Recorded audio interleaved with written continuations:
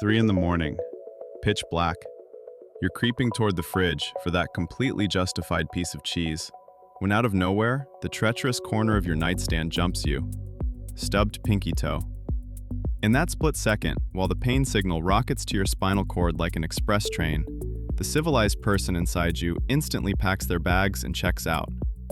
The primal creature takes the stage, unleashing a stream of curses so gloriously filthy, it would make even the dock workers of ancient Carthage blush.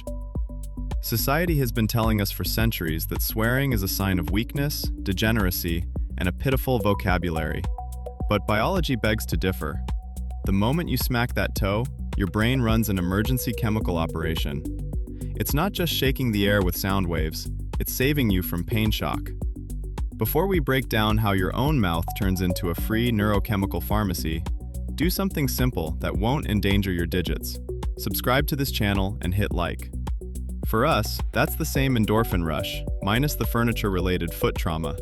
Did it? Good. Now back to that nightstand. Let's be honest, we're used to thinking of swearing as linguistic trash, the verbal equivalent of unwashed hands. Supposedly, a cultured, well-read person in the throes of pain should take an intellectual sigh, recall a bit of Schopenhauer, or at most, let out a quiet little, "Oh my God." Spoiler, Schopenhauer isn't going to help your pinky, and science has proven it, in a pretty sadistic way.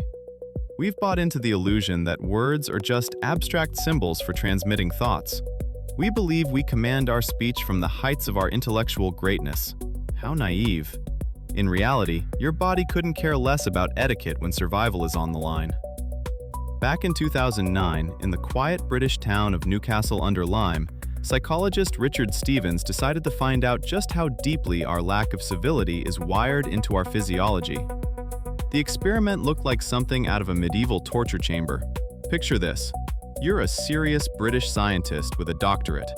Your daily job is to make respectable taxpayers plunge their hands into ice water and listen to them curse you and your entire family to high heaven. Probably the best job in the world, but Stevens wasn't joking around. 67 perfectly sober, respectable volunteers had to dip their hands into a tank of ice water. Temperature, about 5 degrees Celsius. Try holding your hand in that for a minute, and you'll know it's no spa day. It's a dull, bone-crushing, mounting pain that slowly shuts down your common sense. The rules were simple. In the first test round, the subject kept their hand in the water and monotonously repeated one curse word of their choice. The stronger, the better. In the second round, the same person did the same thing, but instead of swearing, they had to say the most neutral word they could think of, like tree, table, or square. And right there, the old paradigm of polite society comes crashing down. When people swore, they kept their hand in ice water an average of 40 seconds longer. 40 seconds in that freezing hell is an eternity for your nervous system. At the same time, they subjectively rated the pain about 30% lower than when they monotonously muttered the word table under their breath. Researchers also noticed something else. The swearers' heart rate spiked. Their hearts were pounding like they'd just run into a tax auditor in a dark alley. So while prim and proper society fines you for cursing in public, your autonomic nervous system is using it as a powerful painkiller. A simple word literally changes your body's physical parameters, temporarily turning you into a small-time Terminator. But that raises an obvious question. If the secret is just shouting something emotional really loud, why not yell "Eureka!" or "Dandelion!" when you stub your toe? You'd think volume is volume, no matter what. But trying to trick the system led researchers to some seriously unexpected results that proved once and for all, our brains are incredibly smart and deeply cynical organs that can't be fooled by cheap fakes. So why does a dirty swear word work, but a harmless "oh my goodness" or a fancy Latin incantation doesn't? Scientists are nothing if not thorough, so back in 2020, they set out to see if they could outsmart evolution. Richard Stevens' team created artificial swear words. They came up with two brand new terms: fouch, a harsh-sounding word for pain, and twizpipe, a funny, slightly ridiculous pseudo-curse. The idea was that these words would carry the same phonetic punch as real swearing, but without all the social baggage. Picture this: a bunch of serious academics sitting around an ice bath, yelling "twizpipe" at the top of their lungs, hoping their fingers won't fall off from the cold. It looks like a cult of bad sci-fi fans. And of course, no miracle happened. Neither Fouch nor Twiz-Pipe reduced pain perception. The subject's heart rate stayed steady.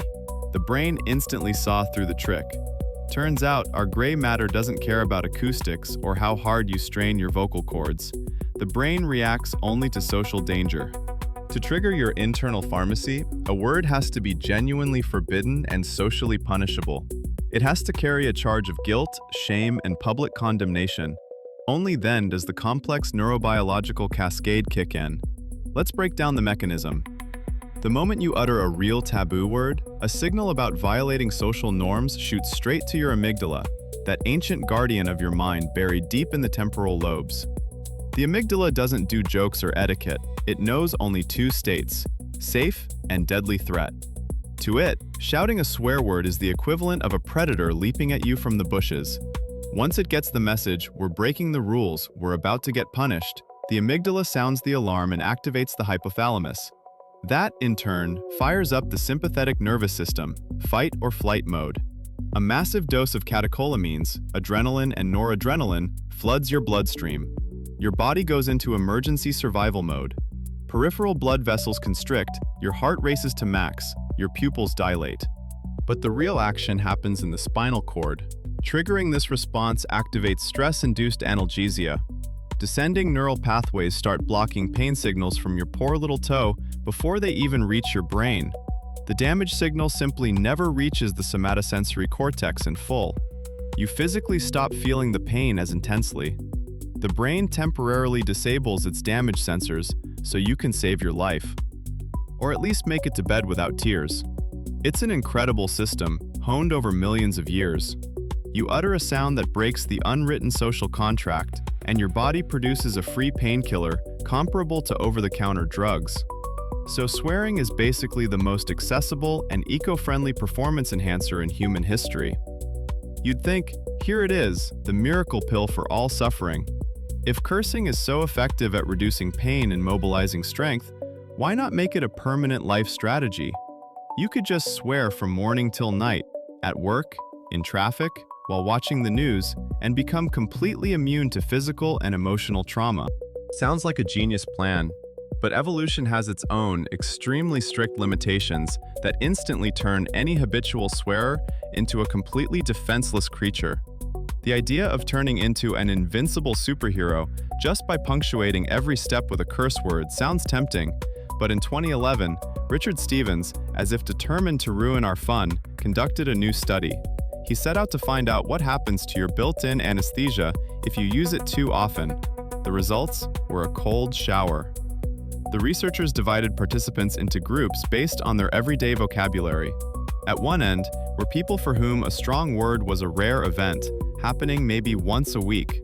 At the other end were those for whom swearing served as the glue holding their ordinary phrases together. They cursed dozens of times a day just to fill the gaps. All participants were sent back to do the ice water test. And here's where the constant swearers got a cruel surprise. For those who cursed regularly, the analgesic effect was zero. The ice water hurt them just as much, whether they screamed a curse word or mumbled stool. Their brain simply ignored the shout. If you use obscenities instead of commas, I've got bad news for you. You've personally neutered your emergency defense system. The next time you drop a cast iron skillet on your foot, your body won't even make a move toward survival. To your amygdala, those words sound as mundane and safe as a weather forecast. The brain is incredibly economical. Synthesizing neurotransmitters and releasing stress hormones is an expensive business. Your body won't waste adrenaline on words you utter every 5 minutes for no reason. It's a plain old receptor adaptation. The amygdala gets used to the noise and stops reacting to imagined danger. The fight or flight signal doesn't fire, blood vessels don't constrict, and your spinal cord obediently lets all the pain signals through straight into your consciousness. Swear words are a rare psychological currency. Their purchasing power depends directly on scarcity. The moment you start printing these words in million-copy editions in your daily life, your personal neural system hits hyperinflation. A curse word devalues to the level of ordinary noise. To numb the pain, you'll now have to find other ways, or learn to just tough it out. So there we have it, the main answer to the riddle of this video. Yelling out loud when you stub your toe really does reduce pain by 30%. But this trick only works under one condition. You need to be a polite person the rest of the time. Your ability to withstand pain is a reward for your everyday restraint. Evolution designed this mechanism as an emergency exit, not a grand entrance. But if you think that's where the mysteries of our foul language end, get ready to go one level deeper down the rabbit hole. Let's say all this chemistry is tied to social taboos, but how do you explain the fact that the connection between swearing and pain is literally wired into the anatomy of our brain? Picture someone who has completely lost the ability to speak, understand language, and even write letters after a severe stroke. Their speech apparatus is dead. And yet, in a moment of pain, they can let out a flawless, perfectly formed string of curse words without a single hesitation. How can a word survive when the rest of language has died? We have to look into the darkest, most ancient parts of the human skull. Clinical medicine knows plenty of stories that sound like scripts for sci-fi thrillers, but one of the creepiest and most fascinating secrets of our mind hides in the hospital rooms of severe stroke survivors. Imagine a person whose entire right side is paralyzed with a vascular catastrophe raging in their left brain hemisphere. They suffer from severe motor aphasia. That means they can't say their own name, can't ask for a glass of water, can't repeat a simple word like mom. Their intellectual speech is wiped out.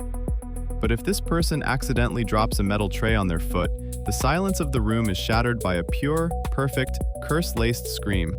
Not a hint of a stutter or speech defect. This medical paradox isn't fantasy or a rare anomaly. It was first documented in detail back in the 19th century by French neurologist Jacques Lourdat. He described the case of a Catholic priest who, after a stroke, lost the ability to speak, write, or understand complex sentences. The only word this holy man could say clearly and with correct intonation was a dirty, vulgar curse in French.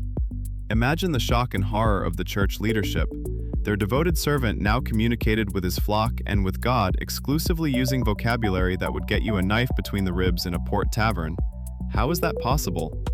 Why does an illness that mercilessly destroys years of accumulated vocabulary leave the most shameful part untouched? The answer to this question flips our entire understanding of human communication on its head. Modern fMRI studies show that our speech is wired in the brain as two completely independent systems. Regular words, logical constructions, nouns, and verbs are generated in the cortex of the left hemisphere, primarily in Broca's area and Wernicke's area. This is a recent evolutionary add-on, a thin intellectual shell that we're so proud of. If a vessel bursts in this zone, all our civilization crumbles into ruins in an instant. But swear words live on a different floor of our skull. They aren't stored in the cortex, they're wired into the basal ganglia and the limbic system. These are phylogenetically ancient subcortical structures, formed hundreds of millions of years before humans learned to write poetry or build cities.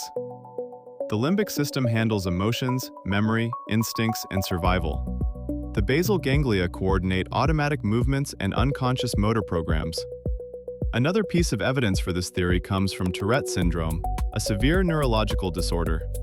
Its key and most unsettling symptom is coprolalia, an uncontrollable urge to blurt out the filthiest, most offensive curses. The person can be deeply intelligent, polite, and feel intense shame about their own behavior.